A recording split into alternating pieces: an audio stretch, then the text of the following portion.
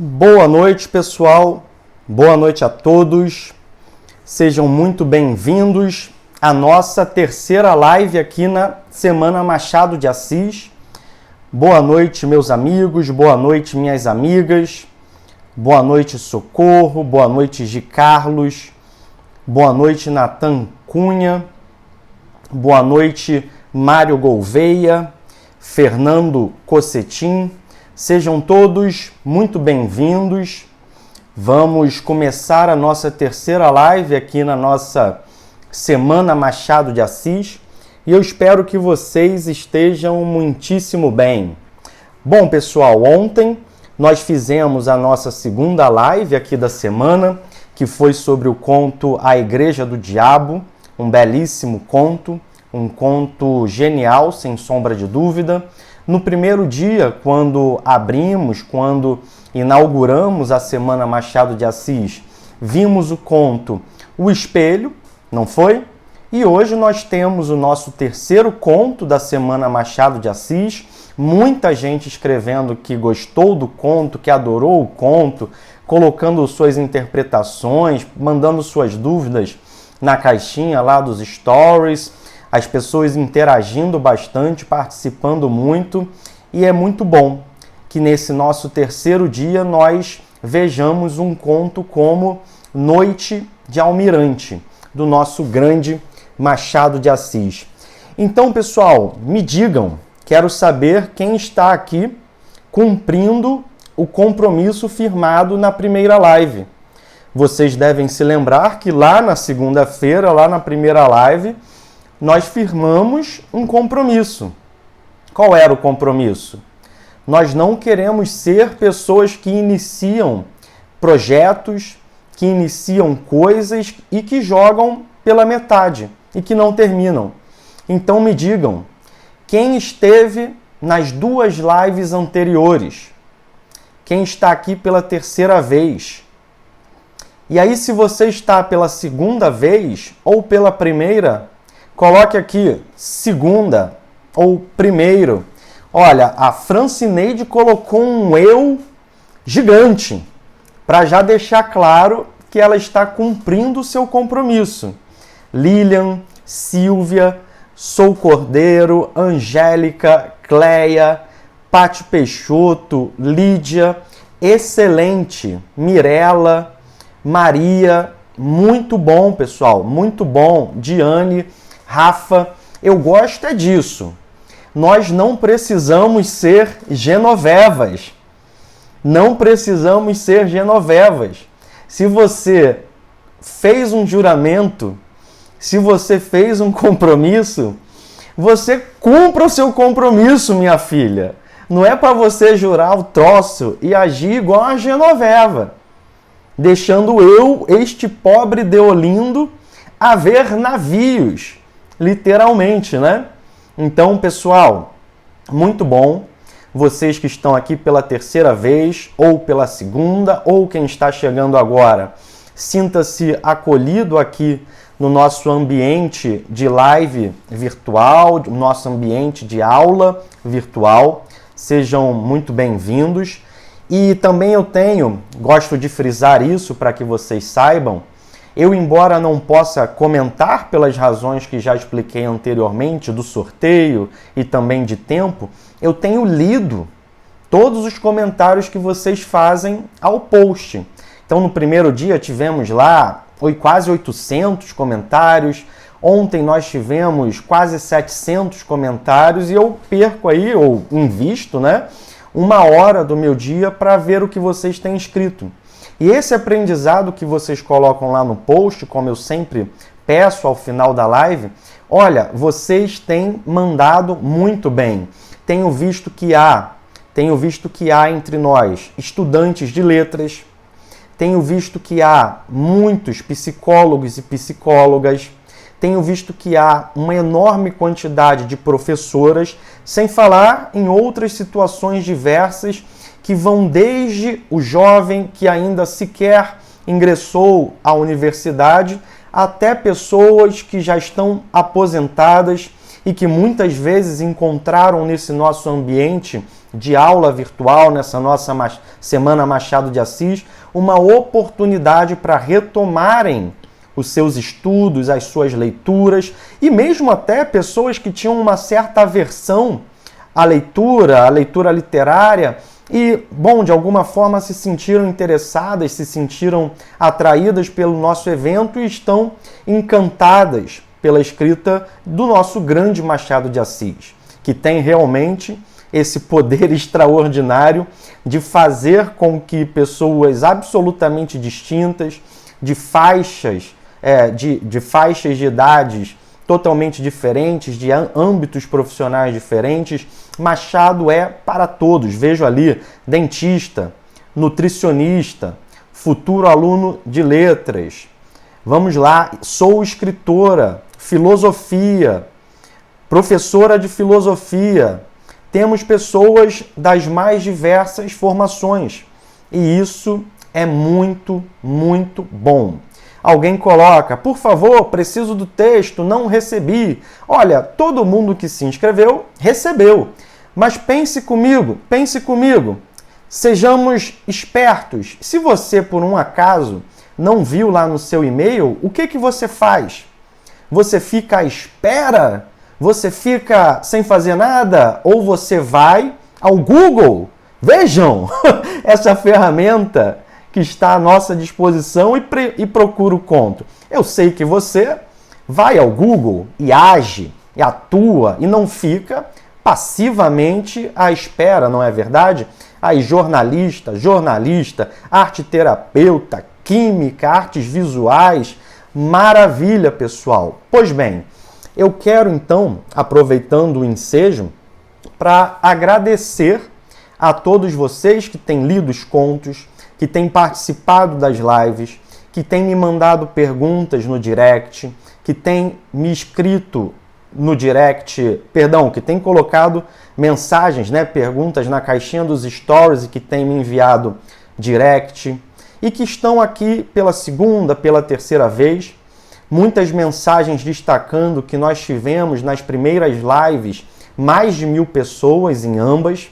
Tivemos mais de 1.600 na primeira. Ontem nós batemos, salvo engano, 1.300, 1.400. Então é muito bom que vocês estejam aqui.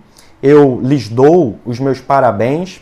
E nós também devemos fazer desse momento uma reflexão, porque nós estamos num país que não privilegia os estudos, que não privilegia a cultura, a sua literatura, os seus grandes escritores. Nós estamos, na verdade, num país que, infelizmente, com todos esses problemas educacionais que nós conhecemos, um país em que as pessoas leem muito pouco, muito pouco. Houve uma pesquisa, de pouco tempo, inclusive, que dizia que a média de leitura dos brasileiros era de 2 livros por ano.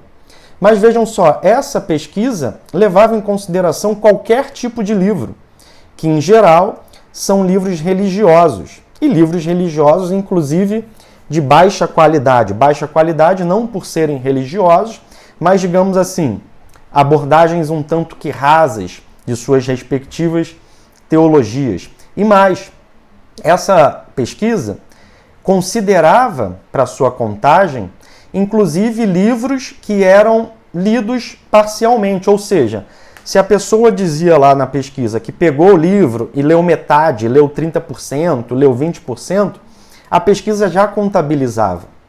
Então vejam, nós estamos num país em que a média é baixíssima. E nós aqui, ao contrário da média, acima da média, estamos não apenas lendo diversos textos durante a semana, um texto por dia, como estamos lendo não um autorzinho qualquer, mas textos do nosso maior escritor, do nosso grande escritor, do nosso Machado de Assis. Então, pessoal, realmente eu não posso deixar de destacar a participação de vocês e esse dado de que vocês estão se pondo dessa maneira, além, imagino, daquilo que vocês leem por outras razões, por outros motivos, nós estamos aqui acima da média. E nós, pessoal, estamos na Semana Machado de Assis. Esse que foi, como eu dizia, o nosso maior escritor.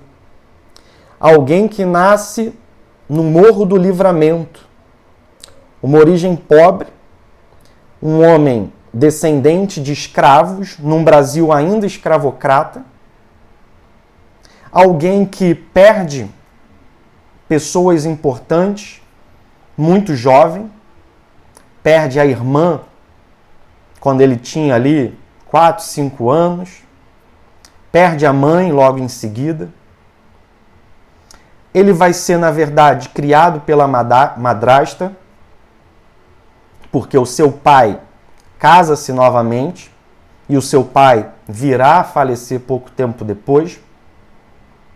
Nós estamos falando de alguém que não teve um acesso permanente, alguém que não teve um acesso constante à educação formal, ou seja, alguém que não esteve no ambiente da escola, alguém que não esteve no ambiente universitário, não era como os homens de seu tempo, da elite de seu tempo, que iam para Coimbra, estudavam direito em Coimbra e depois voltavam. Machado foi um homem que, apesar de todas as circunstâncias, apesar dos seus dramas familiares, a perda de sua mãe, a perda de sua irmã, apesar de sua cor de pele, lembrem-se de que nós estamos falando de um mulato, um homem filho de um negro e uma mãe branca, uma mãe portuguesa, açoriana, um homem com um tom de pele escuro, portanto, para aquela sociedade, na verdade, um negro, e que num ambiente de escravidão vence na vida.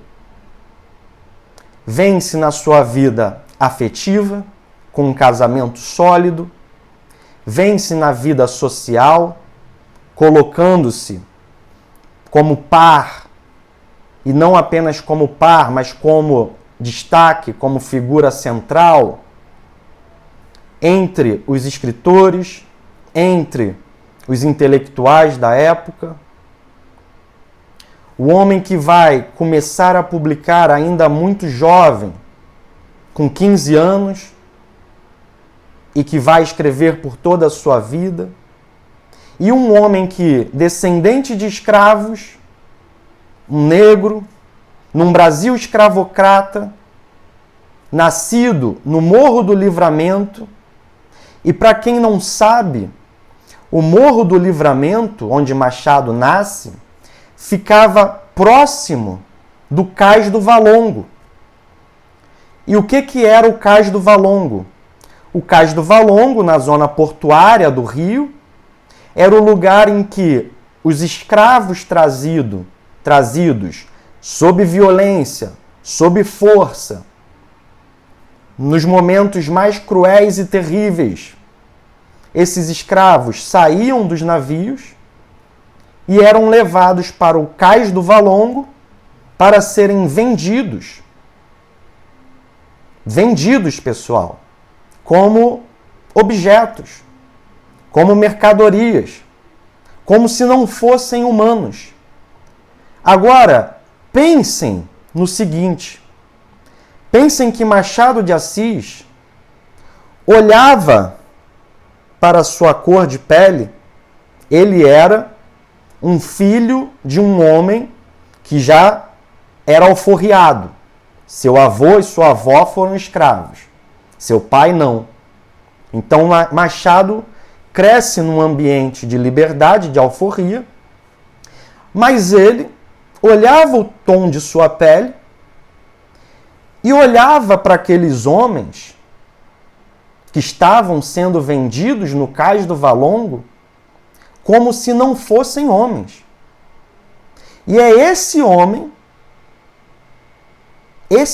humilde, pobre, sem escola, sem faculdade, que vai escrever contos como A Igreja do Diabo, como Noite de Almirante, como O Espelho. É esse homem, pessoal, que vai escrever romances como Memórias Póstumas de Brás Cubas, como Dom Casmurro. É esse homem, pessoal, que vai ser fundador e presidente vitalício da Academia Brasileira de Letras. É ele que vai ser amigo e admirado por José de Alencar, que até então era um grande escritor da época, junto com Joaquim Manuel de Macedo. É ele que vai ser amigo pessoal de Quintino Bocaiúva e, ao mesmo tempo, de Joaquim Nabuco. Machado era amigo de ambos, sendo que Joaquim Nabuco e Quintino Bocaiúva se odiavam. Eram inimigos políticos, inimigos ideológicos, adversários, que discutiam rispidamente nos jornais da época. Machado de Assis, que começa trabalhando em postos muito humildes, na tipografia, depois vai tendo alguns cargos iniciais, precários, no serviço público, é esse homem que, ao fim de sua vida, termina abaixo, pessoal, apenas do ministro. Machado foi gradativamente ascendendo dentro do serviço público, porque era um ótimo funcionário, e ele termina no posto máximo que um funcionário podia chegar. Sem pistolão, sem quem indica, apenas fazendo o seu trabalho. Então vejam, pessoal, prestem atenção nisso aqui. Nós estamos falando de um homem cuja biografia de vida, cuja biografia é extraordinária. Machado não é só um escritor extraordinário. Ainda que, se ele fosse apenas esse escritor extraordinário, pela altura em que ele chegou, já seria algo excepcional, algo fantástico, algo admirável. Mas ele não só foi esse gênio da literatura, como ele tem uma biografia que, ao meu ver, é inspiradora. Porque, vejam, todos nós temos circunstâncias mais ou menos difíceis de vida. Todos nós enfrentamos obstáculos. Todos nós temos percalços pelo caminho, as pedras pelo caminho. E Machado teve várias. E o Machado, eu vou fechar o comentário quando começar a falar do conto. Não se preocupem, apenas uma introdução.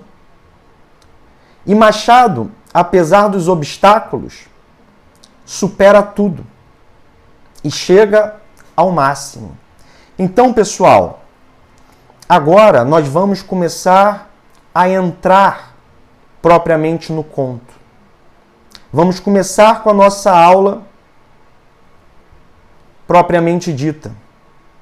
Então, ajeitem-se aí na cadeira de vocês, peguem as canetas, os lápis, os cadernos em que vocês escrevem, e nós agora vamos falar de um conto desse homem, desse grande modelo, que serve de modelo, de inspiração para todos nós aqui. Então, eu peço licença para vocês e nós daremos início, então, à aula. Fecharei os comentários e passaremos com o nosso conteúdo propriamente.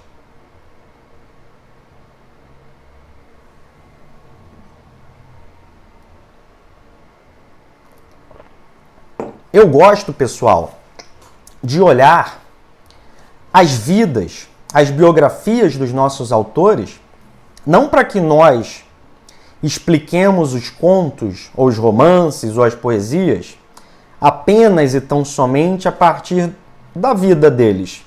Ou seja, aquilo que se chama de leitura biografista, né? Em que você tenta explicar a ficção apenas a partir de dados biográficos.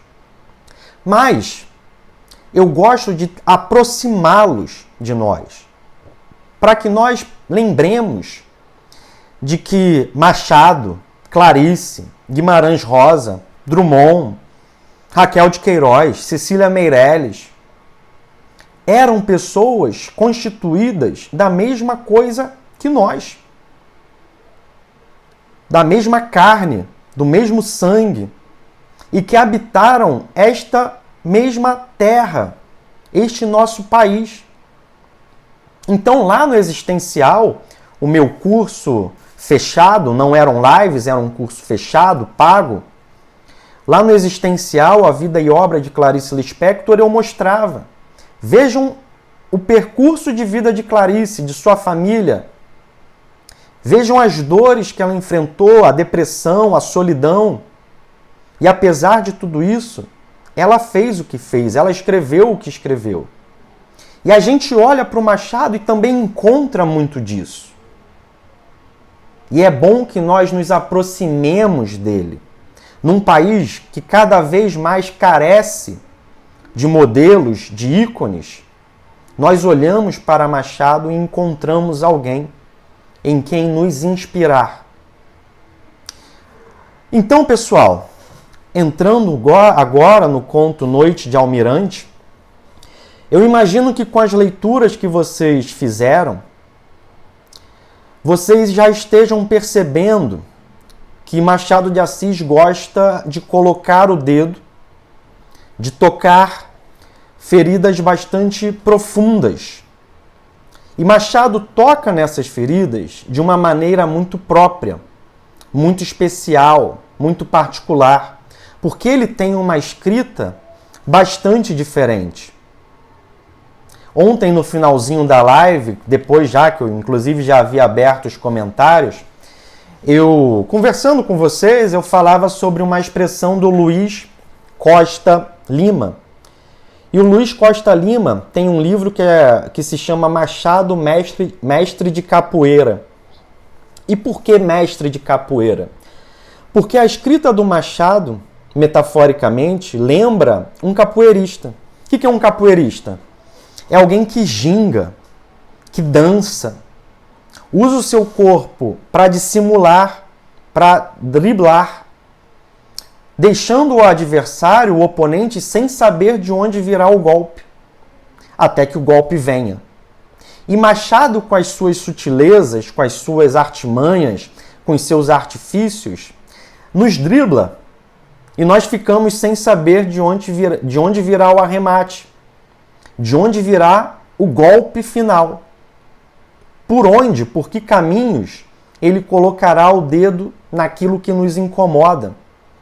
Vimos no espelho que ele coloca o dedo na questão de vivermos mais na aparência do que na essência, mais na alma exterior do que na alma interior.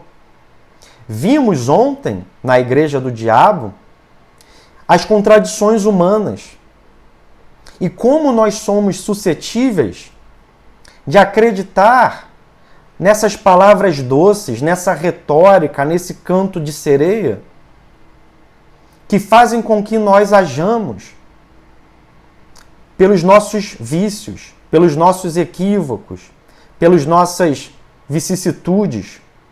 E Machado opera toda uma inversão de valores para mostrar a ambiguidade, a ambivalência do ser humano. E Machado, com as suas ironias, com o seu humor, até nos fazendo rir de suas histórias, que quase sempre são muito engraçadas, Machado, na verdade, nos desmascara. Porque a escrita do Machado é mesmo feita para isso. Para tirar a nossa máscara da hipocrisia, para tirar a nossa máscara da falsidade e mostrar aquilo que nós estamos escondendo. Só que é muito interessante porque o Machado, para tirar a nossa máscara, ele põe no seu narrador uma máscara. Em que sentido? O narrador do Machado é um narrador também cheio de ambiguidades. É um narrador também dissimulado. Vejam que o narrador do Machado, muitas vezes, não é aquele narrador onisciente, clássico, que sabe tudo e nunca se contradiz né? Como se fosse quase a voz divina. O narrador do Machado mente. O próprio narrador que nos conta a história mente. O próprio narrador do Machado não é confiável, se engana e volta atrás e fala: eu havia dito tal coisa, mas pensando bem aqui comigo mesmo, eu acho que na verdade foi assim. Bom, mas qual é a versão? Vejam, no conto de ontem, a autoridade do narrador partia de um documento que nós sabemos que não existiu. Lá, o tal livro dos beneditinos.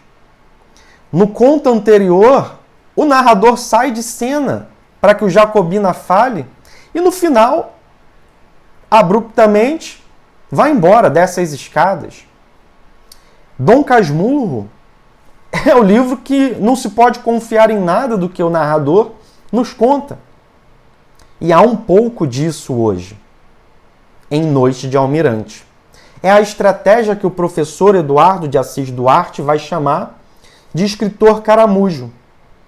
Alguém que, quando precisa se defender, entra na sua casca, no seu casco, e depois sai, e depois volta.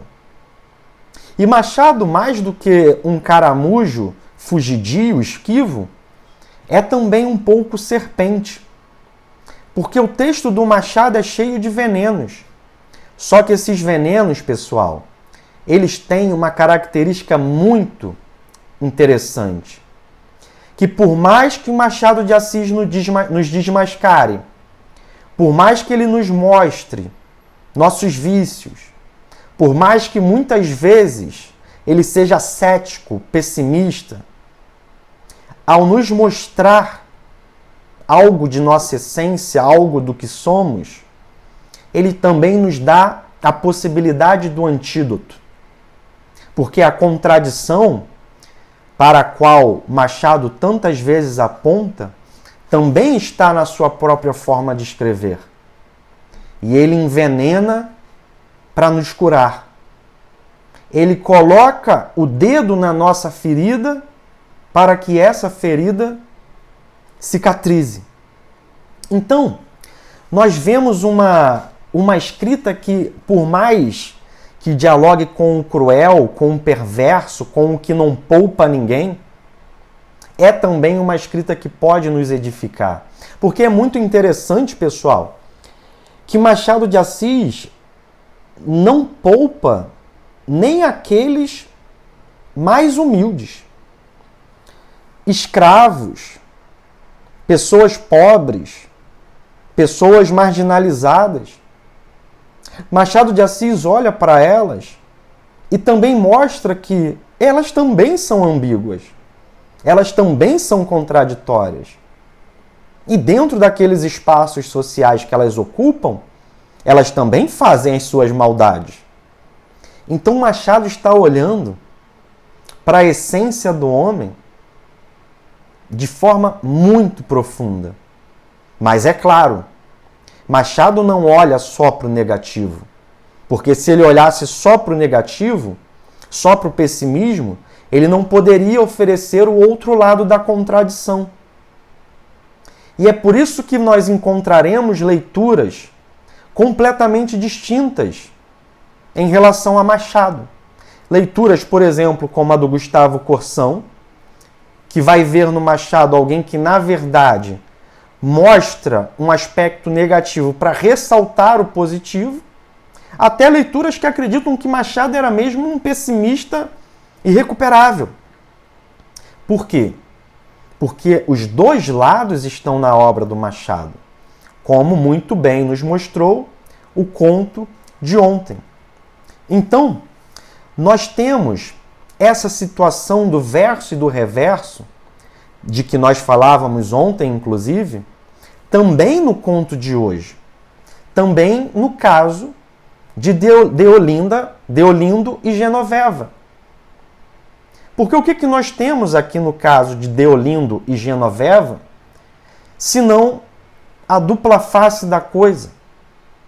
Vejam, a leitura é muito mais complexa do que, num primeiro momento, ela pode parecer. Se nós olharmos o conto apressadamente, faremos uma leitura superficial e com uma tendência que Machado, de certo modo, possibilita, mas que não é aquilo que ele deseja. Porque ao expor os podres, as farsas, as mentiras, o engano, Machado possibilita a um leitor mais apressado o julgamento desses personagens.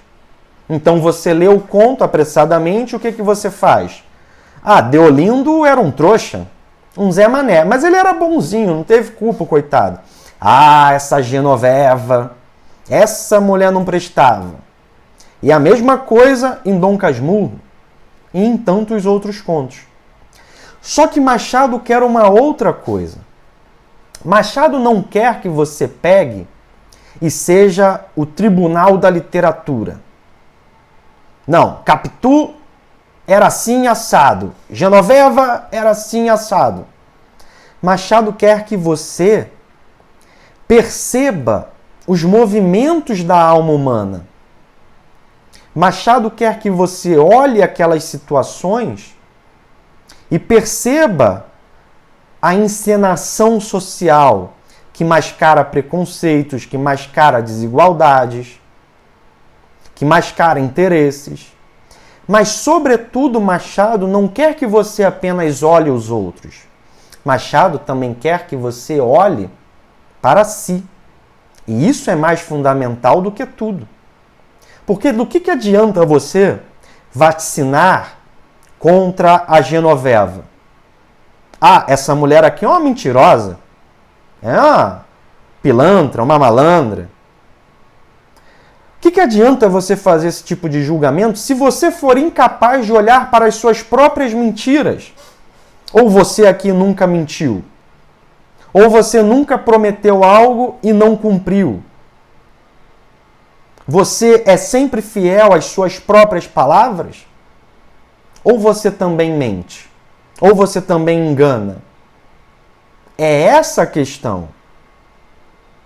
E ao perceber que, evidentemente, você também mente, você também engana, você também jura, até por Deus, coloca Deus na jogada, e mesmo jurando por Deus é incapaz de cumprir o seu juramento, se você percebe isso, você tem duas portas à sua frente. A porta de simplesmente se açoitar e ficar na sua casa, no seu quarto escuro, sofrendo. Mas você tem outra porta.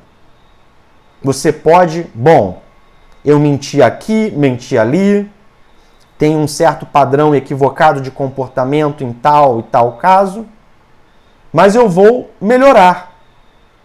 Eu vou me esforçar para não cair mais nesses erros. Então Machado nos oferece as possibilidades. Então, nós temos um conto, Noite de Almirante, que nos permite, como em geral fazem os contos de Machado, diversas leituras, diversas entradas. Pega um destaque. Pensemos numa leitura sociológica, pessoal, só para começar. E aí nós podemos, por exemplo, pensar numa leitura de classes sociais. Porque nós temos ali 3 classes. Nós temos o marujo, que naquela época era uma classe bastante pobre. As pessoas que iam para a marinha, naquela época, eram extremamente pobres. A elite não ia para a marinha. Muitos, inclusive, eram negros. Iam para a marinha. Nós temos uma classe diferente, melhor, que não é elite, que não é rica, mas que é melhor que o marinheiro. O mascate. E quem eram os mascates? Esses homens que andavam pelas ruas da cidade vendendo coisas. E esses homens ganhavam melhor do que marinheiros. E nós temos uma outra classe, a da própria Genoveva. uma caboclinha de 20 anos que morava com a senhora Inácia e que faz uma transição de namorados. Ela sai do marinheiro mais pobre e passa a se relacionar com o mascate, que tem um pouco mais de dinheiro. Então, só aqui já apresentei para vocês uma possibilidade de leitura. Ainda dentro de uma leitura sociológica. Pensemos, pessoal, em raça. Venta grande. Venta grande é nariz avantajado. Machado de Assis está escrevendo não apenas num contexto de um Brasil ainda escravocrata, mas também num período em que circulavam com muita força as ideias de darwinismo social. E nesses livros de darwinismo social, havia explicações de comportamento como, por exemplo, tendências para o roubo, tendências para o crime, tendências para os homicídios, a partir de características físicas. Então, esses livros pegavam fotos, sobretudo de homens negros, e diziam que o nariz avantajado, a venta grande, era a principal característica dos homens negros, e que homens com determinado tipo de nariz tendiam mais a esse ou aquele crime, pessoal. Isso é uma ideia que estava em voga na época em que Machado escrevia. Então vejam que muito provavelmente Machado está fazendo referência à cor da pele do Deolindo. Nós podemos afirmar absolutamente isso? Não. Mas há um indício muito forte por essas ideias do darwinismo social. Procurem, por exemplo, os escritos de Nina Rodrigues, pessoal. Busquem os documentos, os livros da época, que diziam que se sua cabeça é assim, que sua orelha é assado, é provável que você seja ou um estuprador ou um ladrão de galinha. E geralmente usando fotos de homens e mulheres negras. A Deolinda é uma cabocla, ou seja, uma mestiça. E o mascate, o José Diogo, provavelmente era um homem branco. Por quê? Porque os mascates eram em geral italianos, franceses, portugueses e judeus que vinham para o Brasil. Então, muito provavelmente, o Machado, numa pincelada, abordou 3 classes e 3 cores, 3 raças, 3 tons de pele, 3 lugares sociais diferentes. Podemos ainda, pessoal, dentro de uma leitura ainda sociológica, pensar a partir da questão de gênero. Porque quando nós pensamos numa sociedade brasileira, carioca, de século XIX, o que nós pensamos? Qual era o lugar tradicional da mulher? O lugar de esposa, o lugar de dentro de casa, o lugar de esperar pelo marido que viajava. E a Genoveva, ela é uma subversão ao tradicional da época, àquele lugar imposto à mulher na sociedade do Machado. Porque o que seria comum naquela sociedade? O homem viajar, por exemplo, um caixeiro viajante viajando pelas cidades do Brasil e ter suas amantes. Para usar aqui o próprio marinheiro, lembrem-se da música de Adriana Calcanhoto. Ah, se eu fosse marinheiro, um amor em cada porto. Então, se o Machado seguisse o padrão da época, em que a mulher era condicionada a um lugar determinado, aquele lugar matrimonialmente rígido, que sequer lhe permitia trabalhar fora de casa, e o lugar do homem, dentro de uma estrutura patriarcal, o Machado teria colocado as coisas de outra maneira. Porque Deolinda, ela é tão independente, ela em determinado momento vai mostrar tanta força, tanta ousadia, tendo em vista aqueles preceitos da época, que ela não só vai trocar de amante, como vai dizer claramente para o Deolindo que agora está com outra pessoa. Pensem, pessoal, nessa situação em pleno século XIX, em 1884. Então Machado toca em muitos pontos que nós não podemos deixar passar. Porque vejamos, nos lembremos aqui das linhas gerais do conto. O que que nós temos? Nós temos uma história de Deolindo e Genoveva, que 3 meses antes de Deolindo partir na sua viagem, viviam sua paixão. Até que Deolindo viaja, vai para a Corveta viajar pelos mares, para os diversos países, e Genoveva fica. Só que antes dele partir, eles haviam feito um compromisso, um juramento.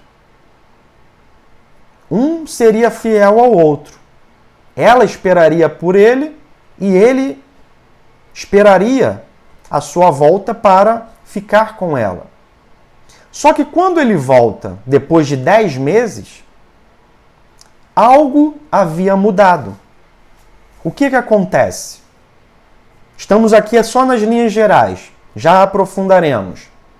Deolindo vai à antiga casa de Genoveva e a senhora, a Inácia, conta-lhe que ela, Genoveva, já não mora ali e está com um outro. E Deolindo fica pasmo com aquilo. Então vejam que nós temos uma situação em que é o homem que vai se sentir traído, é o homem que vai ser enganado, mas essa mulher não vai dissimular. Ela vai dizer-lhe face a face. Então, se nós pegarmos do ponto de vista de Deolindo, Deolindo, naquele momento, é uma espécie de vítima. Porque eles fizeram um compromisso e ele cumpriu com sua palavra. Se nós pegarmos do ponto de vista de Genoveva, o que nós podemos pensar? Bom, mas como é que eu saberia, né? Pensamentos de Genoveva. Como é que eu vou saber se ele vai me trair ou não? Nossa, mas já tem tanto tempo que ele não aparece. E olha, apareceu um mascate. Vai me dar mais segurança, mais conforto do que o que o Deolindo pode me dar. E assim, na verdade é que eu gostava muito do Deolindo. Eu era apaixonada por ele. Eu até pensei em me mudar com ele para o sertão. Só que o meu coração mudou. Eu já não estou mais apaixonada. A vida muda. Eu sei que eu prometi e tal, mas as coisas mudaram. Então, vejam que há certas justificativas do ponto de vista de Genoveva. Vejam, não se trata de nós elogiarmos o comportamento da Genoveva, uma vez que ela o enganou, que ela não cumpriu com a sua palavra. Mas vejam, estamos aqui tentando imaginar o que poderia ter passado na cabeça dessa mulher. E abro um parêntese. Vejam que a Dona Inácia, ela é uma figura interessante aqui. Ela é a pessoa que corresponde não apenas a si própria, mas ao coro do teatro antigo. O que era o coro? O coro, basicamente, era o senso comum. Eram as vozes da sociedade. E quando que começa a haver um conflito entre Genoveva e Dona Inácia? Inácia começa a ver que a Genoveva está recebendo Alguém ali no portão, alguém ali na casa, as pessoas estão vendo, as vizinhas fofoqueiras, tá todo mundo falando já dessa casa, essa casa está ficando mal falada. E a Inácia não quer ficar mal falada. Não quer que falem de sua casa. Ou seja, ela incorpora a fofoca alheia. Ela incorpora esse tribunal que outrora se dava nas janelas que espiavam os vizinhos, que outrora se davam nas vozes e nas conversas das vizinhas fofoqueiras, e que hoje se transformou no tribunal da internet. Ela é o coro. Ela não quer saber daquele namorico ali. Vai embora, vai para os lados de lá.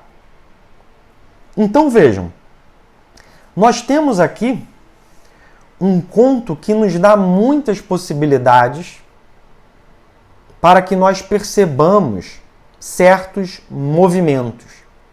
Mas saiamos agora das linhas gerais e entremos em camadas mais profundas do nosso conto. Saiamos de algo mais raso, entremos em algo mais profundo. Em primeiro lugar, eu queria chamar a atenção para uma situação que dialoga com o que nós estamos vendo na Semana Machado, que é Deolindo vai ser influenciado, tocado por aquilo que está na sua exterioridade. Algo que dialoga profundamente com o espelho.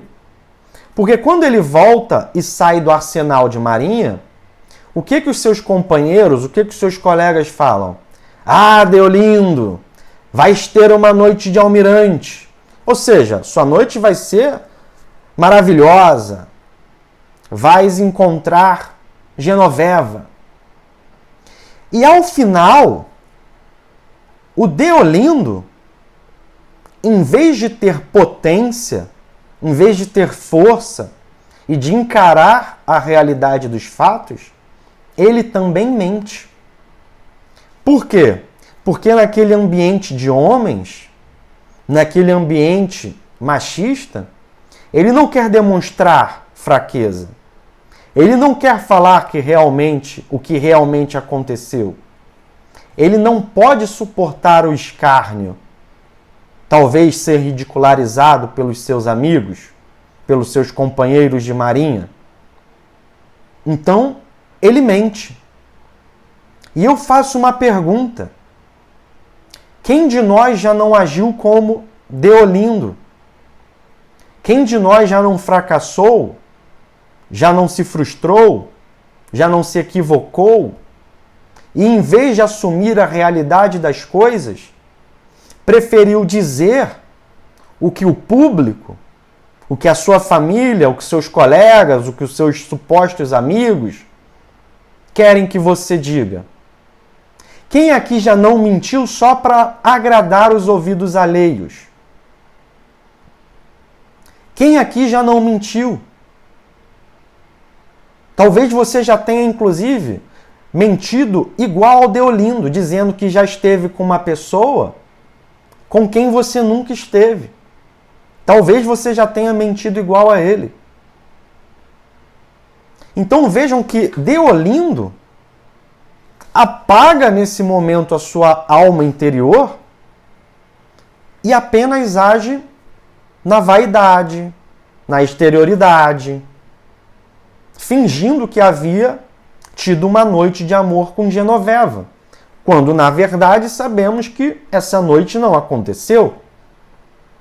Então o título do conto é Noite de Almirante, mas é a noite do almirante que não houve. É a noite de almirante da farsa, da mentira, do engano, por medo daquilo que os outros vão dizer. Porque, vejam, não vão fazer nada contra ele. Se ele dissesse a verdade, pessoal, eu esperei 10 meses para ficar com ela e ela me trocou. E a gente não teve nada hoje. Não iriam fazer nada com ele. Poderiam ridicularizá-lo, rir dele. Mas veja, se você tem medo que te ridicularizem, é só porque você não está seguro de si. Porque se alguém te diz algo ruim de você, de que importa? Então perceba que é a vaidade, a fraqueza, o medo de se opor aos outros. Então Machado tem muitas sutilezas. E vejam, ele sai da corveta, a corveta à porta, ele sai ali do arsenal de marinha e cria-se essa obrigação de que ele tem de ter uma noite de amor, uma noite de almirante. Só que vejam um detalhe sutil do narrador. Vocês percebem no texto, no momento em que ele sai do arsenal de marinha, alguma empolgação nele? A frase do Machado, aquilo que o narrador nos diz é: Deolindo sorriu. Ele sorriu para os colegas que falavam: vais ter uma noite de almirante. Deolindo sorriu. Era assim mesmo, uma noite de almirante, como eles dizem. Então vejam que o narrador parece querer nos sugerir que, na verdade, talvez Deolindo já nem fosse mais tão apaixonado. Quem sabe, pessoal, Deolindo não houvesse se apegado mais às palavras, ao seu compromisso, à sua jura, do que propriamente ao seu amor. Porque, vejam, não há empolgação alguma. Ele vai, sorriu. Era assim mesmo. Como eles dizem, uma noite de almirante. E ele ali anda até a casa antiga de Genoveva e Machado constrói com poucas palavras a paisagem de um Rio de Janeiro que se perdeu. Ali foi aterrado e teve uma série de modificações urbanísticas naquela área que hoje é próxima à rodoviária, próxima à zona portuária, que era da Praia Formosa, da Saúde, Cemitério dos Ingleses. Machado, ao final do conto, inclusive, vai falar de como estavam os barcos, a água que se encontrava à areia. Machado pinta um cenário de um Rio de Janeiro que se perdeu. E ali, Deolindo caminha. Mas percebam algo também. Quando há essa saída do arsenal da Marinha, da corveta, em que Deolindo vai começar a sua caminhada, há também uma mudança de tempo verbal. Machado passa a usar o tempo presente em seu narrador. E aí nós nos perguntamos, bom, mas por que houve essa mudança? Por que antes ele usava o passado e agora escreve no presente? Será que é só para indicar o que havia antes da viagem e agora o que acontece depois? Ou será que nesse uso de dois tempos, Machado talvez não queira indicar que algo se transformou, que aquilo que está no presente já não corresponde mais ao que havia no passado? Porque o conto nos dá uma impressão quase certa de que Deolindo volta tão apaixonado quanto partira. Mas será que essa era mesmo a verdade das coisas? Será que Deolindo não tem a sua reação, talvez por um orgulho de homem, de macho ferido? Será que a ira que ele sente não é mais pelo fato de ele ter de enfrentar as risadas dos seus colegas do que propriamente o amor que ele sentia? São hipóteses que eu levanto para que nós pensemos sobre como o Machado vai nos dando possibilidades interpretativas. E mais, pessoal, vejam que quando o narrador nos conta aquela cena do juramento, há algo interessante. O diálogo não está tão marcado, nós não sabemos quem diz o quê. Mas alguém diz, eu juro meu amor. E o outro fala, jure direito, jure por Deus, trazendo o peso de Deus para esse juramento. E essa cena é muito semelhante com uma cena de Romeu e Julieta de Shakespeare. Lá no ato 2º, Romeu vai jurar o seu amor a Julieta e ele diz, eu juro por essa lua, pela luz da lua que brilha agora e que nos ilumina aqui. E aí a Julieta ouve aquilo e ela percebe algo muito profundo, pessoal. Julieta fala assim para Romeu, Romeu, não jures pela lua, porque a lua muda todos os meses. A lua muda em sua órbita circular. Ora é lua nova, ora é minguante, ora é cheia. A lua é mutável. Aquilo que vemos da lua é mutável. Então não jure pela lua, Romeu, para que o teu amor não seja como a lua. Eu quero que o teu amor seja permanente. Eu quero que o teu juramento não seja apenas, para usar um termo de Kierkegaard, algo estético. E em Kierkegaard, esse estético tem algo a ver com as paixões, com aquilo que é meramente sensual e que, portanto, pode ser desfeito.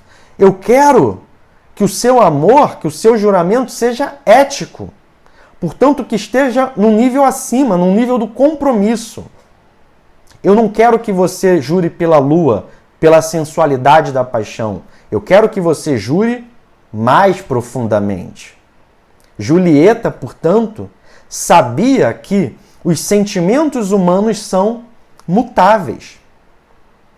Hoje você está apaixonado por uma pessoa, mas amanhã você poderá estar por outra. Portanto, o compromisso não se funda propriamente no seu sentimento, mas na jura ética que você fez. Por quê? Porque os sentimentos são impermanentes. Pascal, o filósofo francês, que era um escritor muito querido, muito lido pelo Machado de Assis, ele tem uma passagem muito interessante para nos mostrar isso. Pascal nos pergunta e se pergunta algo. Ele faz a seguinte pergunta: como é que pode um homem que acabou de perder o seu único filho morreu. Como que pode um homem que acabou de perder o seu único filho e que está atormentado por dívidas, como que pode esse homem, de repente, olhar pela janela e não pensar mais nisso? Como que, em tamanho sofrimento, em tamanha gravidade, o ser humano consegue não pensar sobre sua dor, sobre seus problemas, sobre suas crises, sobre suas perdas, sobre seu luto? E Pascal responde logo em seguida, de uma forma muito cética. Ele vai dizer: porque agora, olhando pela janela, ele se preocupa por onde passa o javali. O javali, que é um animal que existe nos bosques franceses, que é muito caçado, a carne é usada, inclusive é uma espécie de esporte da elite francesa, a caça de javalis, porque olhando pela janela, ele pensa apenas por onde vai o javali, caçado pelos cães.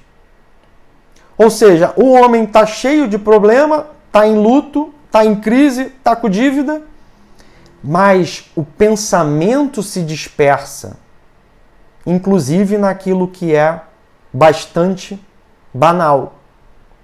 Ou seja, o nosso pensamento, bem como o nosso sentimento, possui transitoriedade. Ninguém permanece da mesma forma, intelectual e sentimentalmente, o tempo todo. E o próprio Shakespeare tem uma imagem muito interessante para falar dessa fugacidade do coração, daquilo que não é permanente. Shakespeare, em Otelo, vai usar uma frase ótima. Porque o que acontece em Otelo? Otelo, inclusive, viaja e a sua esposa, Desdémona, fica lá rodeada. E ali temos um cidadão muito vil, muito traiçoeiro, que é Iago. E quando Otelo volta, Otelo tem a nítida certeza de que Desdémona, sua esposa, o trai. E aí, Otelo, achando-se traído, vai dizer: falsa como uma onda do mar, falsa como uma onda. E por que Shakespeare escreveu falsa como uma onda? Justamente porque a onda é aquilo que não tem permanência. Ela vem e se desfaz. A água se molda conforme o recipiente. Você bota a água em diversos recipientes e ela toma aquela forma. E o que é o marinheiro, se não alguém ligado ao mar? Machado, portanto, não escolhe o marinheiro à toa. O marinheiro viaja, o marinheiro que vai a cada porto, a diversos países, e que está na água, que é símbolo de impermanência, que é símbolo de fluidez. Pensemos, por exemplo, em Bauman, pessoal. Bauman escreve sobre a nossa sociedade contemporânea e usa o símbolo da rocha, da pedra, do aço. Não. Usa a água, o mundo líquido, a modernidade líquida. E Machado, lá no século XIX, já mostra como Shakespeare mostrara essa fluidez, essa liquidez das relações humanas. Então vejam, pessoal, nós estamos falando de um verdadeiro gênio que foi Machado, que no Brasil do século XIX era capaz de dialogar com aqueles gênios que haviam lhe precedido e dialogará com aqueles que ainda nem haviam nascido, como o Bauman. Machado, pessoal, foi uma criança, um pré-adolescente, que para ajudar dentro de casa vendia balas. Então, nós hoje olhamos essas crianças, esses meninos na rua, e eu escrevi um post no feed sobre isso, vendendo bala, vendendo chiclete, vendendo seja lá o que for, e nós o que fazemos? Levantamos os vidros de nossos carros, damos umas moedinhas para ajudá-los, e achamos que o futuro que lhes aguarda serão as drogas, será o crime. Mas Machado, se houvesse nascido hoje, talvez fosse justamente um desses meninos. E foi esse Machado que dialogou com Shakespeare, com Goethe, com Dante, com Camões.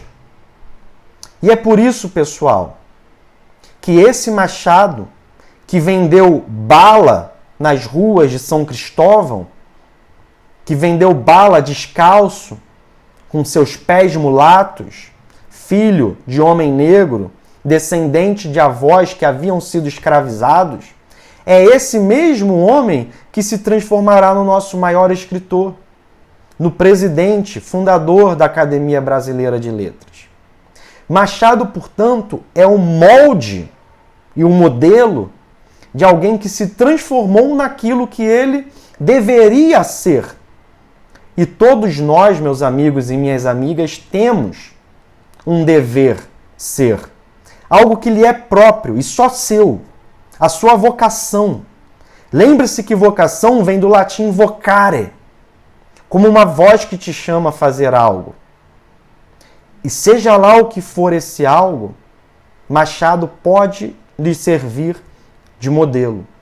E é por isso, e eu anuncio aqui de antemão, em primeira mão para vocês, que assim como mostrei que a Clarice Lispector, essa judia, filha de pais que fugiram do extermínio contra os judeus na Europa, inclusive no colo de sua mãe, doente que definhava, essa mulher que enfrentou a depressão, assim como eu fiz com a Clarice no Existencial, farei com o Machado.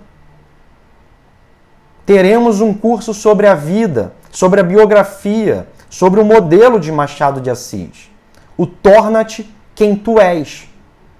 Porque Machado de Assis é justamente a aplicação na vida real dos versos de Píndaro, que serão recuperados por Nietzsche. Torna-te quem tu és. Seja aquilo que você deve ser, aquilo que você nasceu para ser. E na sexta-feira, na última live, passarei todos os detalhes desse curso, que será aos moldes do curso que tivemos sobre Clarice em termos de estrutura. Passarei todos os detalhes para vocês.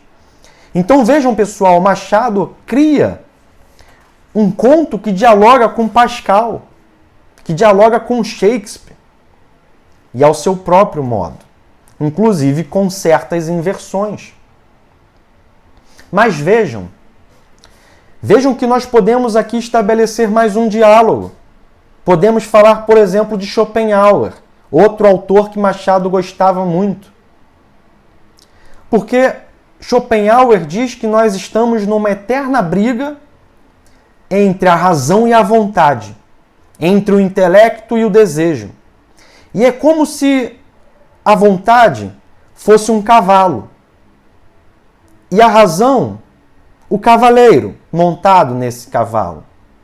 Imaginem que você, esse cavaleiro, está sobre um cavalo e você quer ir para o lado direito, mas o cavalo quer ir para o esquerdo. Para onde as coisas irão, afinal? O cavalo vai te levar para o lado esquerdo.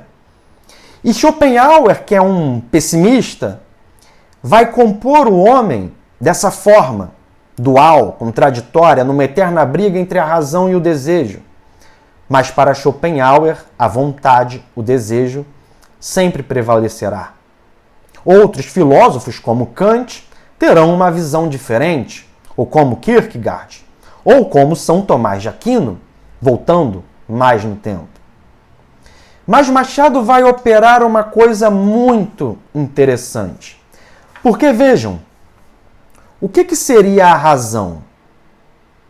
Seria o cumprimento do firmado. Mas a vontade nem sempre corresponde às nossas palavras. Quem aqui já não disse algo querendo o inverso? E por isso mesmo se viu num dilema. Satisfazer os seus desejos ou cumprir com sua palavra? Genoveva não vai cumprir com sua palavra. Vai ceder aos seus impulsos, aos seus desejos, à sua paixão. E Deolindo é o contrário. Ele vai domar o desejo, o instinto. Ele verá belas mulheres nos portos mundo afora, algumas até com quem talvez ele pudesse se deitar. Mas ele volta. Não sabemos se tão apaixonado quanto antes, mas ele volta, porque ele preferiu cumprir com a sua palavra. Só que as coisas são mais complexas, porque Machado operará uma inversão. E depois de ir àquela antiga casa, e depois de saber por Inácia que ela havia lhe trocado por outro, ele vai à Praia Formosa, a nova casa de Genoveva, cheio de ódio, cheio de fúria, com a sua faca de marinheiro, disposto inclusive a fazer alguma loucura.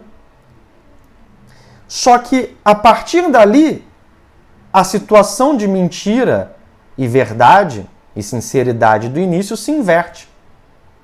Porque antes quem jurou e mentiu foi Genoveva. E antes quem jurou e foi sincero foi Deolindo. Só que quando ele a encontra e pergunta para ela se ela está com outro, ela diz a verdade. A mentirosa do princípio torna-se a honesta, a sincera do final. E aquele que foi sincero e honesto no princípio, tornar-se-á o mentiroso do final do conto. Deolindo mentirá para os seus amigos. Ele que havia sido sincero, mente. E ela que havia sido mentirosa, agora diz a verdade. Percebam a potência da escrita machadiana, em que o homem não é apenas bom ou não é apenas mau.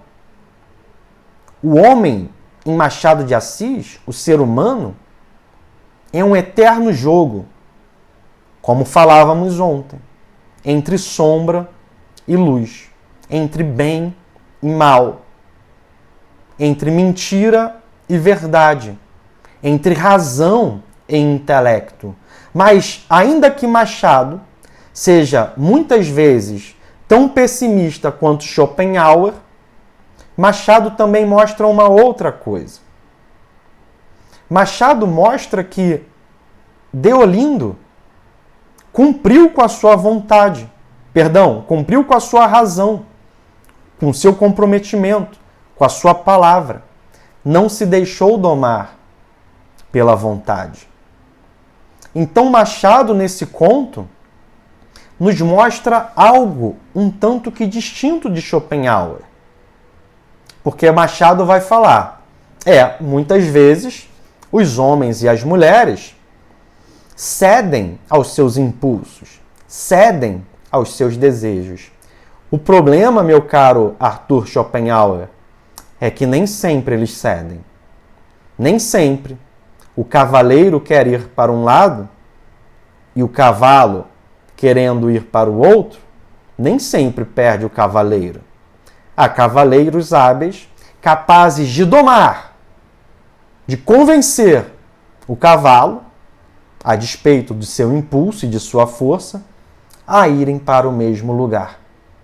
Machado, então, cria algo absolutamente fantástico. E vejam, Machado é tão genial que ele dialoga até mesmo com o mito de Penélope, o mito grego. Por quê? Porque essa Genoveva, que será colocada como uma costureira ao final, quando a sua amiga chega, ela vai costurar um paninho, ela é o inverso da Penélope grega. Porque o que é a Penélope grega? Penélope grega é uma mulher que vê o seu amor ir para a guerra de Troia. O Odisseu foi para a guerra de Troia. E Penélope é apresentada a Laerte, com quem ela deve se casar. Mas ela não quer casar com Laerte. Ela quer esperar fielmente a volta do seu amor. E ela diz o seguinte: eu só vou me casar quando terminar de coser, quando terminar de costurar este sudário. Ela diz que está fazendo um sudário, um manto para o seu pretendente, para Laerte. E ela diz que quando terminá-lo, se casará com ele. Acontece que de dia, Penélope fica costurando e à noite ela desfazia o que havia costurado, de modo que sua costura e o seu trabalho fossem intermináveis. Até que 10 anos depois, e vejam que no conto são 10 meses, 10 anos depois, seu amor volta para os seus braços e ela o havia esperado fielmente. Genoveva, portanto, é o inverso de Penélope. Genoveva, como uma mulher muito moderna, não quis esperar. Tomou as rédeas de sua situação e se resolveu. Mas pasmem, esse tema dos relacionamentos à distância, cada vez mais comuns, mantidos muitas vezes com o apoio da internet, não são tema de agora. Estão em Penélope, estão em Noite de Almirante. Só que, em relação ao mito grego, o casal consegue manter-se fiel e terminar feliz para sempre. No caso machadiano, as coisas não deram muito certo. Então, pessoal, percebamos que Machado de Assis, esse homem que se tornou quem ele deveria ser, estabeleceu diálogos muito profundos com autores da literatura universal, mas não apenas os imitando, como colocando novas camadas naquilo que eles já haviam apresentado, portanto, dando a sua própria colaboração. Machado, por exemplo, vai descrever a expressão de Genoveva como algo entre algo cínico e inocente. Vejam, Machado está claramente dizendo: há pares de oposição dentro de nós. Esses pares estão em cada um de nós. Ela consegue ter uma expressão cínica e inocente. O narrador vai chegar ao ponto de dizer: bom, eu vou até desistir de descrevê-la melhor. Já nem sei mais como descrever essa contradição humana, esse paradoxo humano. Os humanos são muito complexos, eu desisto. Machado cria um narrador que se intromete no meio da história para dizer que não consegue descrever o que ele, narrador, tem por missão fazer. Não é? O narrador está ali para narrar, e o narrador fala: ai meu Deus, não sei mais narrar isso aqui não. Machado faz isso. E vejam, Genoveva vai contestar Deolindo 2 vezes. Porque Deolindo enche a boca para falar de fidelidade e para acusá-la. Mas ela, por 2 vezes, fala assim: ah, Deolindo, vai dizer que você só pensou em mim mesmo? E ele não responde. Na primeira vez, ela pergunta se ele realmente só pensou nela. E ele tira os brincos do bolso, brincos que havia comprado para ela. E na segunda vez, ele pergunta: ah, onde está o José Diogo? Ele não responde. Por que ele não responde? Porque talvez soubesse que havia sim pensado em outras. Que talvez nem quisesse tanto mais a Genoveva assim, mas tinha o seu compromisso, o seu orgulho a cumprir. Então vejam, pessoal, há muitas camadas. Deolindo vai dizer: vou matar esse mascate desgraçado, mas não mata. Palavras ao vento. Deolindo diz: vou me suicidar. Palavras ao vento. Genoveva, inclusive, debocha dele para a amiga. A mesma Genoveva que, quando recebe os brincos dele, diz: ai meu Deus, mas que lindos. E quando ele vai embora, fala para a amiga: nossa, mas que brincos engraçados, que brincos estranhos, exóticos. Ou seja, na frente dele ela era uma, por detrás era outra. E quem de nós nunca fez isso? Quem de nós, ao receber um brinco, não disse: nossa, que lindo? E aí a pessoa se vai: nossa, que feio. Porque somos incapazes de agir o tempo todo na honestidade. As relações humanas precisam desse certo jogo para que não se tornem insuportáveis. Então, vejam que quando o Deolindo diz que vai se matar e não se mata, quando ele diz que vai matar o mascate e não mata, também são palavras ao vento, são mentiras. É um dizer por dizer. Então, que natureza humana é essa? Porque, veja, quando ele é interrogado pela Genoveva se ele só havia pensado nela, em seguida entra o parágrafo. E aí o narrador nos pergunta, ou melhor, nos declara. O narrador nos diz, e aqui estamos muito perto da natureza. Que natureza? A de mentir antes e agora falar a verdade, a de falar a verdade antes e de agora mentir, a de encher a boca para falar de fidelidade, mas de ter, talvez, ou estado, ou se apaixonado, ou se interessado por outras pessoas. Qual é a natureza? É a natureza de dizer que vai se suicidar e não fazer, de dizer que vai matar e não matar, a natureza de receber um brinco e dizer que é lindo e depois dizer para a amiga que é feio. Qual é a natureza? A natureza de chegar para os amigos e dizer que esteve com uma mulher com quem você não esteve? A natureza de ter medo do que os seus colegas vão falar de você? Qual é a natureza, pessoal?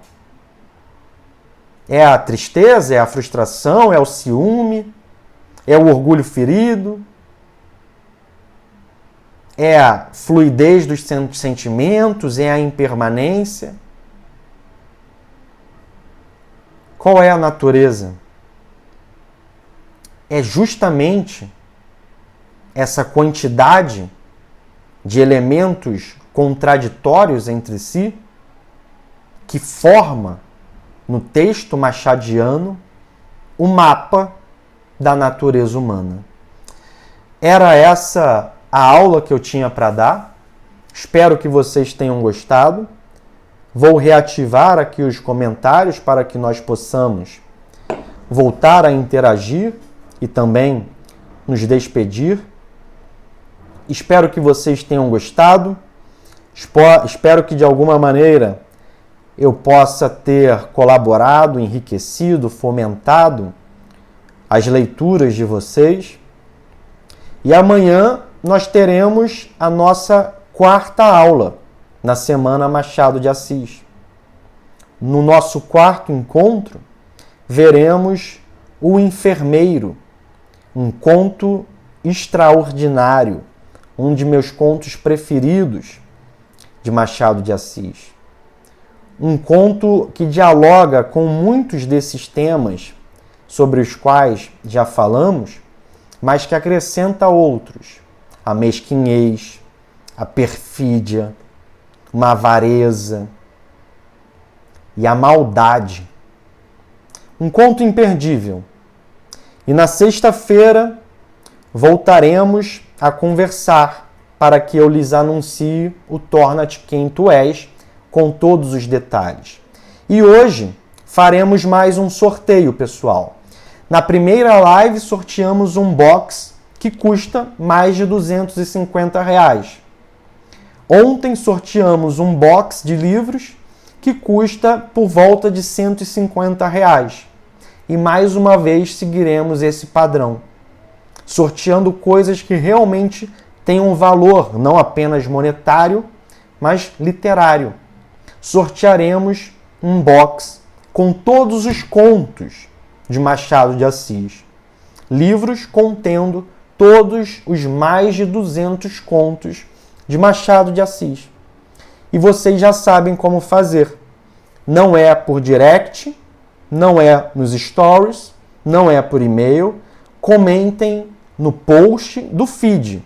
Feed é aquele local em que ficam as fotos do perfil. No post de hoje, o post em que tem o desenho do marinheiro, comentem para que amanhã eu possa fazer, como tenho feito lá nos stories, o sorteio de todos os contos de Machado de Assis. E vocês já sabem, para que vocês possam concorrer, escrevam um aprendizado ou os aprendizados que vocês consideraram mais importantes nesta nossa noite de hoje.